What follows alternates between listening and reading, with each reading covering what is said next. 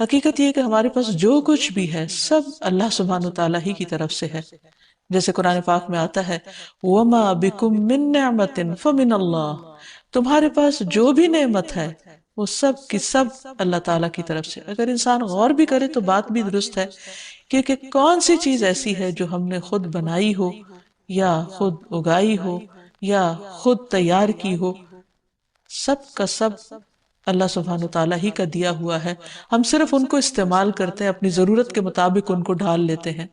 ورنہ ہم ان کے بنانے والے نہیں. نہ ہم بارش برسانے والے ہیں اور نہ زمین سے سبزہ اگانے والے ہیں. اگر اللہ تعالیٰ بارشوں کو روک لے تو کون بارش برسا سکتا ہے؟ اور اگر اللہ تعالیٰ زمین کو بنجر اور ویران کر دے تو کون ہے جو اس میں کچھ اگا سکے؟ اسی طرح اگر ہمارے پاس بولنے کی طاقت ہے تو یہ بھی اللہ سبحانہ وتعالیٰ کی دی ہوئی ہے. اسی طرح کھانے پینے کی بے شمار نعمتیں ہیں، اور بھی بہت ساری چیزیں، اولاد، اچھے ساتھی، دوست، احباب، سب سے بڑھ کر اللہ سبحانہ وتعالیٰ کی طرف سے آئی ہوئی ہدایت، یہ تمام چیزیں ہمارے فائدے کے لیے، اور ان کو اگر ہم گننا چاہیں تو گن نہیں سکتے. وَإِن تَعُدُّوا نِعْمَةَ اللَّهِ لَا تُحْصُوهَا،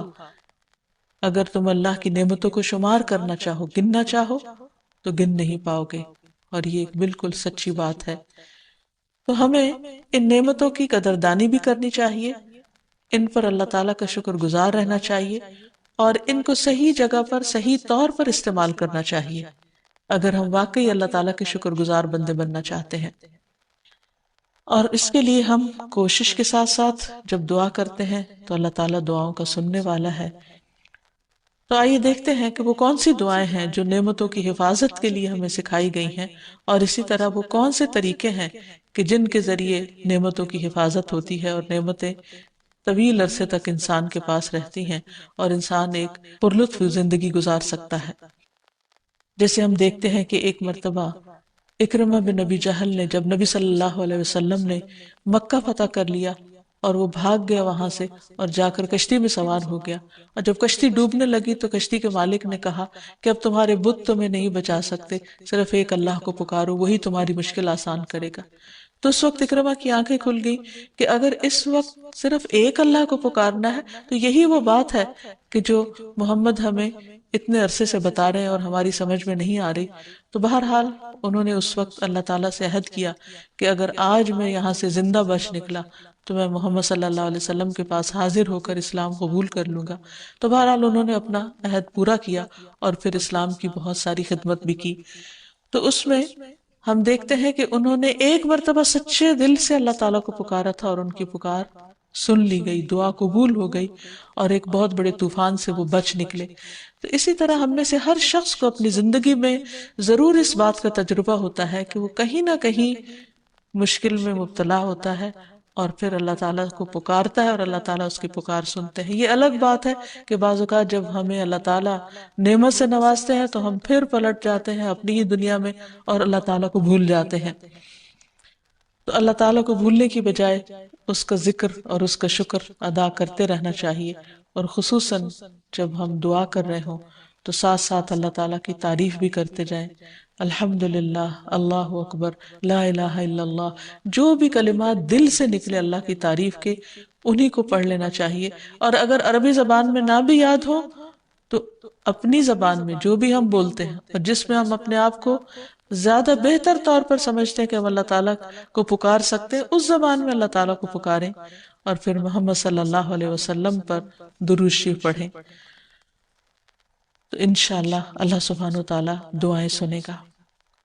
جہاں تک نعمتوں کے زوال کا تعلق ہے، یعنی نعمتوں کے ختم ہو جانے کا تعلق ہے،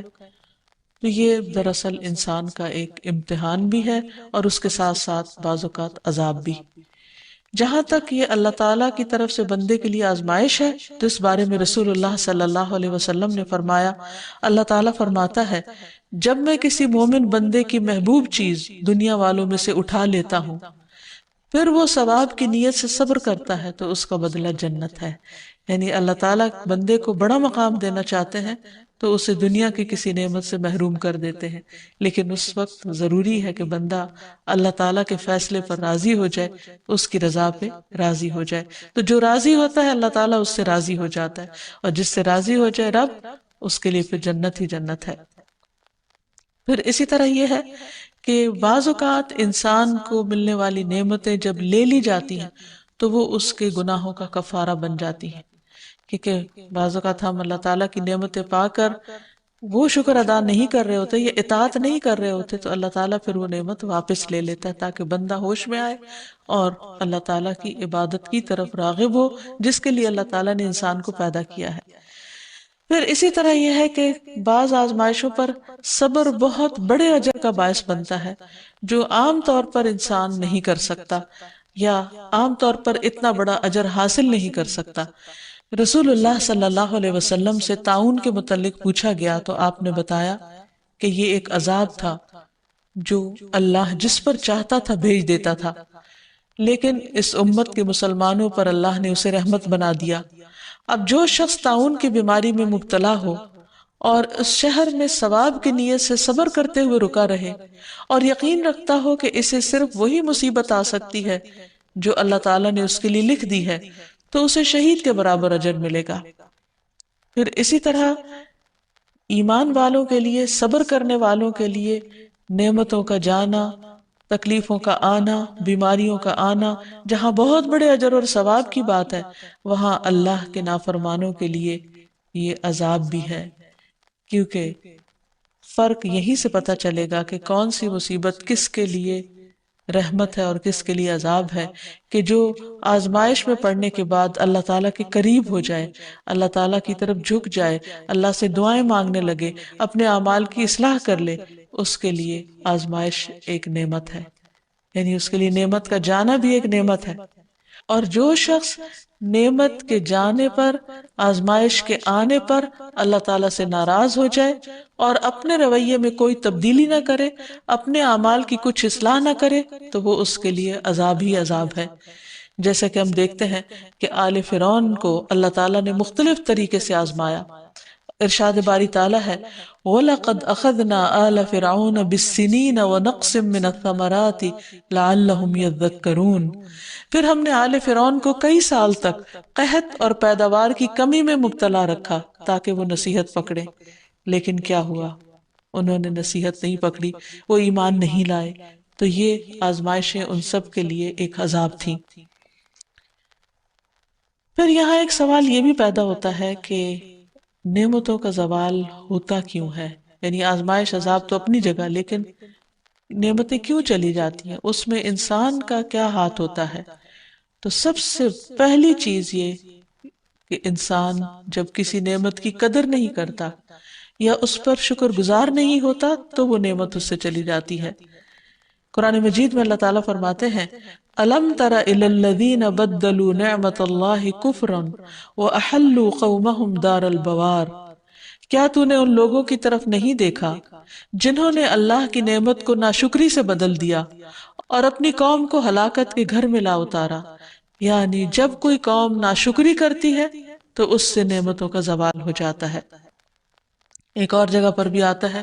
وَضَرَبَ اللَّهُ مَثَلًا قَرْيَةً كَانَتْ آمِنَةً مُطْمَئِنَّةً يَأْتِيهَا رِزْقُهَا رَغَدًا مِّن كُلِّ مَكَانٍ فَكَفَرَتْ بِأَنْعُمِ اللَّهِ فَأَذَاقَهَا اللَّهُ لِبَاسَ الْجُوعِ وَالْخَوْفِ بِمَا كَانُوا يَصْنَعُونَ۔ اور اللہ نے ایک بستی کی مثال بیان کی جو اطمینان والی تھی، اس کے پاس اس کا رزق کھلا ہر جگہ سے آتا تھا، تو اس نے اللہ کی نعمتوں کی ناشکری کی تو اللہ نے اسے بھوک اور خوف کا لباس پہنا دیا اس کے بدلے جو وہ کیا کرتے تھے۔ پھر اسی طرح غرور اور تکبر نعمتوں کے زوال کا سبب بنتا ہے، اور تکبر کہتے ہیں حق بات کا انکار کرنا، اپنے آپ کو بڑی چیز سمجھنا اور صحیح بات کو نہ ماننا۔ ایک شخص نبی صلی اللہ علیہ وسلم کی موجودگی میں بائیں ہاتھ سے کھانا کھا رہا تھا تو آپ نے اس کو منع کیا اور کہا کہ دائیں ہاتھ سے کھاؤ، تو اس نے کہا میں دائیں سے نہیں کھا سکتا، تو آپ نے فرمایا تم کبھی نہ کھا سکو، اور وہ مرتے دم تک پھر اپنا دایاں ہاتھ اوپر نہیں اٹھا سکتا تھا۔ تو اس سے یہ پتہ چلتا ہے کہ بعض اوقات انسان جب اللہ اور اس کے رسول صلی اللہ علیہ وسلم کی کسی بات کو واضح طور پر ماننے سے انکار کر دیتا ہے تو اس پر بھی انسان کا امتحان ہو جاتا ہے۔